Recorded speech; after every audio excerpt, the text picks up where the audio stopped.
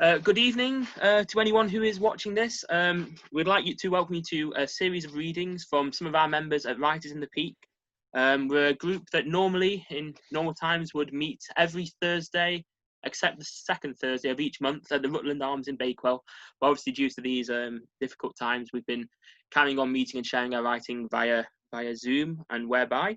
And we thought, because obviously performing arts are struggling at the moment, the Buxton Fringe has had to move mostly online, so we thought we'd show them some support and put something together.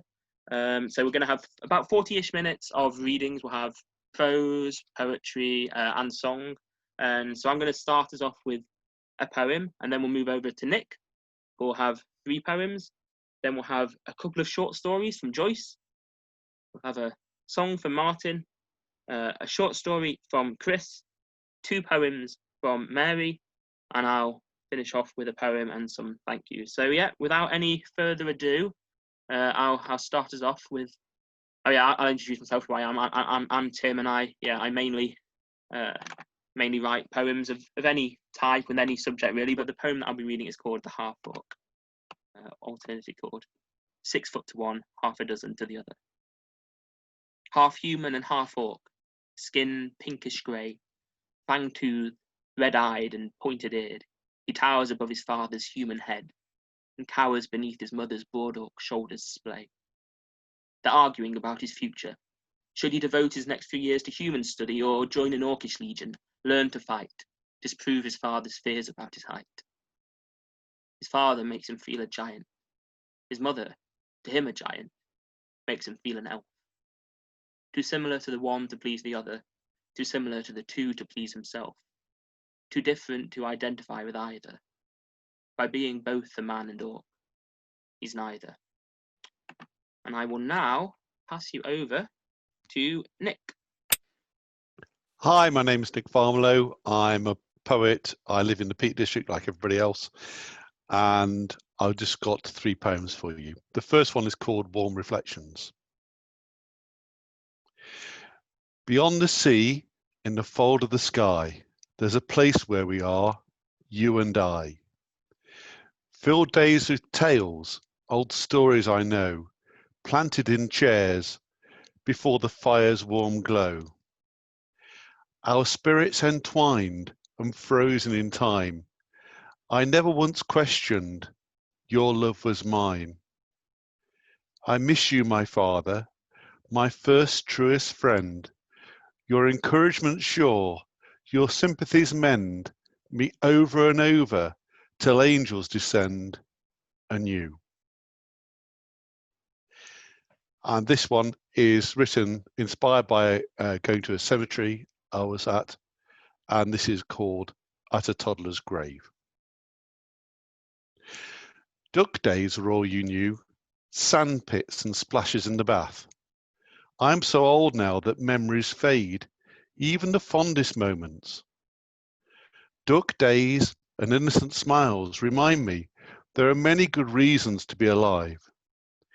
Leaving some kindness and laughter behind should be as natural as sharing a 2-year-old's purest love. And here by the church, a bittersweet, beautiful shrine. The air around the headstone seems infused with love, and the carefully arranged toys echo a brief life in celebration. And my last poem is called Far Horizons.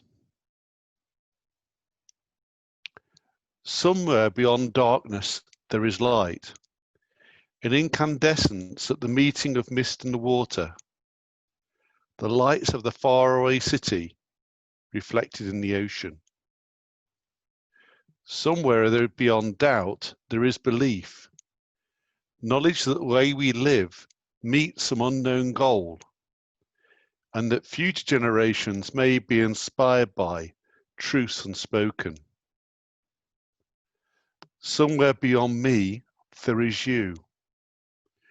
Beyond my casual anxieties there is faith, and beyond my straining vain endeavours there is your love. And that's the end of my poems. Thank you.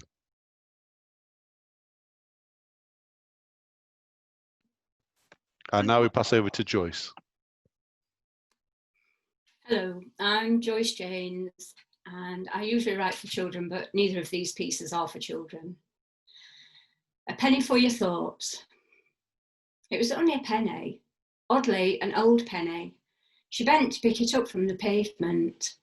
In her day, this would have been worth 2 of those new pennies and a bit more. A picture formed in her head, herself a little girl. She would be 7 or 8, hair in pigtails, clutching 2 old pennies in her sweaty palm. Eyes wide, she was staring into the sweet shop window. A colourful display of candies filled one side. Pineapple chunks, sherbet lemons, rhubarb and custard. Her mouth watered as she recalled. Yes, those dratted boiled sweets that always cut your mouth and tongue. Fondant creams in pastel colours were carefully displayed on a grand glass stand. They took pride of place in the centre. The fondants were way out of her budget, but always lovely to see.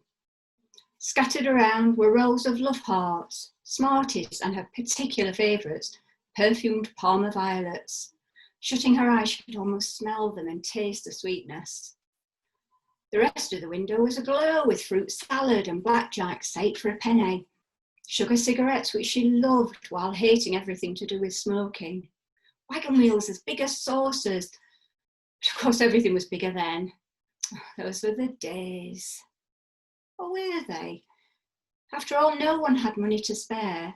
Yet back then, a penny had value to everyone, but especially to a child. Maybe this old coin was worth something now, more than a penny. She held the coin in her palm and stared at it. She was a pensioner now. She didn't have much, but she had everything she needed. I bet the charities have people who sell these old coins. She dropped the coin into the first charity box she came across. For the children, she thought. As the penny dropped, she gasped. Help the aged, the box said on the side. The second one I'm going to read is a book review. Presented to us as a fairy tale, Cinderella has it all. A tale of a family broken by the materialistic scheming of a selfish, ungrateful girl obsessed with celebrity. The fairly shallow plot involves an innocent, gullible young man drawn into a story of love, lust, greed, and of all things a fairy godmother. You have been warned. The scene is set when a strong, single mother of 2 decides to marry a lonely, needy widower with a celebrity-struck, dysfunctional daughter. The girl is determined not to fit in right from the start and constantly refers to her stepsisters as ugly and her stepmother as wicked. Clearly, this does not bode well for the future. They all do their best to welcome the girl into the family by keeping her occupied doing little jobs around the house, thinking this will help her settle in. Cinderella doesn't quite see things in this way and demonstrates herself to be a shameless hussy, flaunting herself in front of men at every opportunity. When she finally meets the prince, she is, as we would expect, starstruck, as is the young fool of a prince who, shall we say, is easily bowled over by a pretty face and a short skirt. Don't expect realism from this ridiculous scenario, for it is beyond belief. Finery abounds in this tale, supported and sponsored, I might say, by Chimiboo shoes, along with dresses from an impressive array of top designers, such as Gogo Banal and Sylvia McClarty. By rewarding the behaviour of a thoroughly selfish, self-centred and seriously troubled teenager, this tale, irresponsibly in my opinion, encourages the current celebrity culture and materialistic aspirations of young girls today. No doubt the bookshelves fill with various sequels. We will follow Cinderella and observe our little starlet struggle through the trials of liposuction, breast enhancement, plastic surgery, divorce and remarriage. And they say fairy tales don't happen. And I will now hand you over to Martin. Thank you very much, Joyce. Hi, as you can see from my square, I'm Martin Kozlov, and I attended writers in the Peak at the wonderful Rutland House Hotel in Bakewell before this period some people call the Silent War. I write songs and musicals, I'm going to play a song tonight. In 2014, I had my full-length musical, The Perfect City, about the life of William Penn, taken on a tour of the southeast of England. We went to William Penn's family gravestone in Jordan's, Buckinghamshire, and the actors stood next to their equivalent gravestones. That was rather intriguing. In 2018, we had a sellout of performances of Ferguson's Gang in Guildford, but I moved here in two years ago. So when I moved, I had a very warm welcome from Joyce and all the writers in the Peak. We comment at Writers in the Peak. We comment on each other's writing in a very supportive manner. We haven't done much of that tonight, but we do that normally. And Mary and I in the group formed Ashgate Heritage Arts with Peter Gray, a local musician. And coming up, we have, here's a plug for The Crooked Spire, a medieval murder mystery musical, as a developmental reading at the Buxton Fringe on Friday the 17th and the 18th of July at 7 p.m. So today, no musical, it's a song called In the Care of Angels, originally written as a thank you to my mother, Kay Kozlov, and her carers, well, not a thank you to her, but a thank you to her carers at Deep Dean Care Home in Dorking, Surrey. It says a huge thank you to all carers at this time, well, at any time, who are risking their lives. At the end of the song, I read out all the names of the carers who looked after Kay. And Tim is going to do the technical stuff, I believe. And then I'll pass it on to Chris after that. Thanks, Tim. Thank you, Martin. I'll just get it up for you. Share.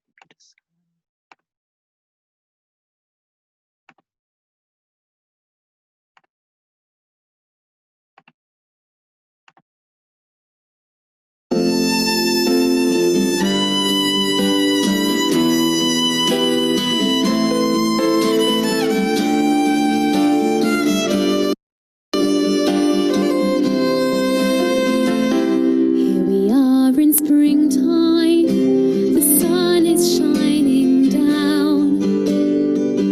We're in isolation and staying out of town.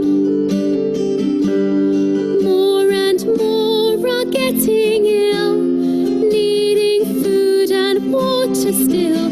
Thank God for heroes who dedicate their lives.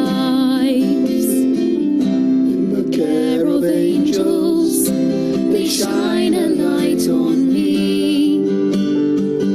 In the care of angels who minister to me. Each daily task is trouble-free.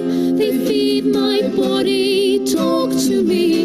In the care of angels here, watching over me. Was simple, just enough to feel at home. After our sweet cottage, now a spelling A and E.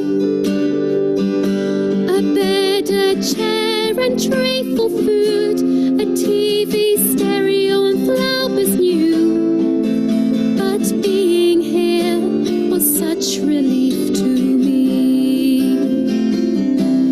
Care of angels, they shine a light on me.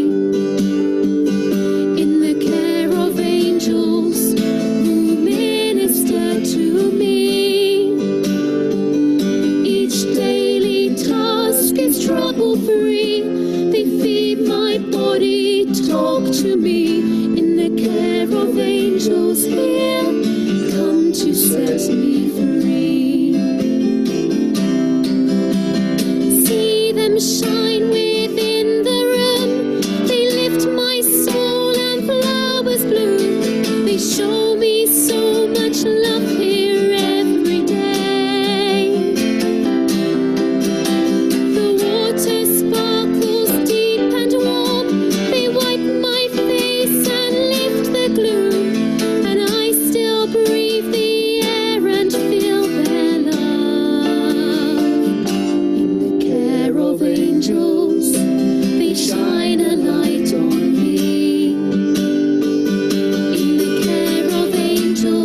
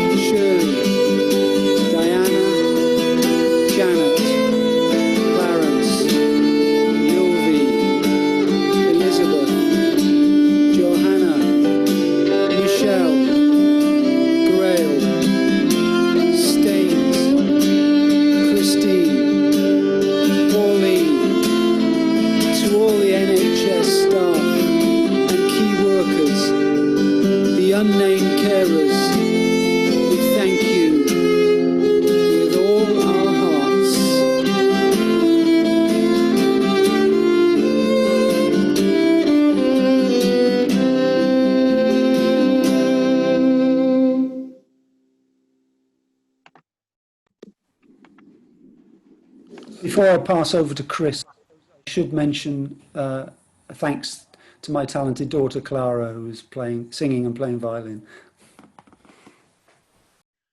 Right, thank you, Martin and Clara. I'll follow that. My name's Chris Eagles. I live in Hathersage, and I'm the newest recruit to this group, having only joined them during lockdown.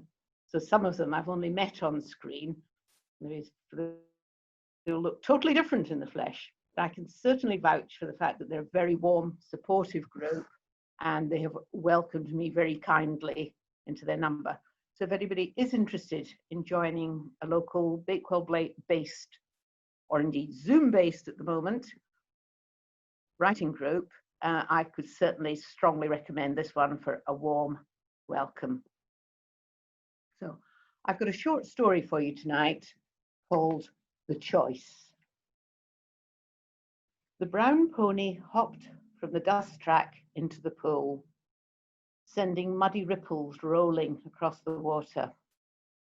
He'd been running loose all day alongside the mounted tourists. Claire wished that she could dive in beside him and sluice off the dust of the African plain. Will jogged his horse up beside hers. "You were right," she said. "This ride's amazing." "Crocodile!" The guide up front bellowed the warning. A black shape in the water was a homing missile, narrow wake following like a vapor trail. The back guide shouted at the pony, walloped his rump with a branch, but he stayed where he was, drinking from water that submerged him up to his chest, while the crocodile carved a track towards him. "Run!" the guide shouted. The tourists didn't understand, but the front guide spun and galloped away. The other horses, trained to follow, thundered after, riders lurching. Will whooped and kicked his horse on. What was happening behind them? Claire clung to the front of her jolting saddle and could not look round. Had the still surface of the hippo pool become a flurry of waves and blood and thrashing legs? 100 meters up the track, they jolted to a halt. Claire bit her lip as she was flung forward. "Look," Will said. "He's okay." Fear of abandonment had been stronger than the lure of the water. The brown pony was trotting up the track. When he reached the group, he shook himself like a puppy, sending drops raining over the riders, who laughed shakily. That evening, Claire sipped her wine out of the side of her mouth, avoiding her swollen lip. Perfect last day. Will nodded. "We should take up riding when we get home." "We can't afford it," Claire said. Will had surprised her with the tickets for this holiday, a 5th anniversary present. He had insisted they had the money, and she had realized too late how far from true that was. Found out just how much of their savings had disappeared on roulette and blackjack. "Don't start," Will said. A round red sun dropped behind a line of wattle trees. She was not going to waste this time arguing. Soon the bush babies would start calling, and in the restaurant the waiters would set up for dinner. Will had shown no sign of missing the gaming tables on holiday, but as soon as they were home, Danny would come calling, teeth flashing in a grin that didn't reach his eyes. And Will would go with him, back to the plush casinos and the grubby rooms above backstreet pubs. Inside her suitcase was a letter, offering her a deputy headship in Argyll. Before bed tonight, she would show him, tell him she had accepted. He could design websites as easily from Argyll. As the light dropped from the sky, she tried not to wonder.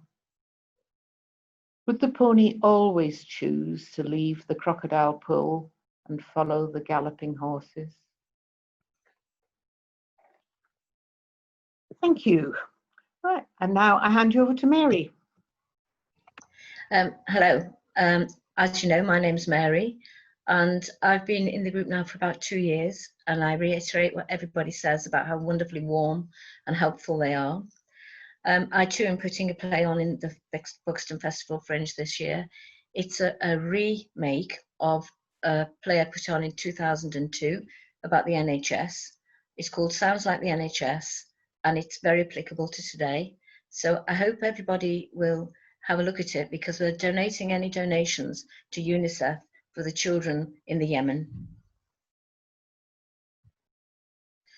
These are 2 poems, both related to the present COVID outbreak, but they're not related to anybody who's had COVID. They're just experiences that I've witnessed. The first one is about just the waiting. It's called All the Tears. The clouds look down on the plants I've just set, placed in the ground amidst the panic of waiting. I wait with anticipation for the first shoots. I wait for the do's and the don'ts that preserve life, or not. I wait to take my daily walk, the hour yet undecided, because I wait while the sun makes its preamble in the sky, it too waiting behind a cloud. I wait for the computer-generated time slot for the groceries to be delivered, and I wait for the 5 o'clock puppet show with its obfuscation, misdirection, and lies. I wait with bated breath for today's toll. 500 dead, 700, hundreds of thousands in all the world, a world that waits as I do. We wait together, a community across nations waiting. We wait in our homes, sheltering from the unknown. We wait to hold grandchildren, hug parents, kiss siblings. We wait for children to learn lessons at the kitchen table.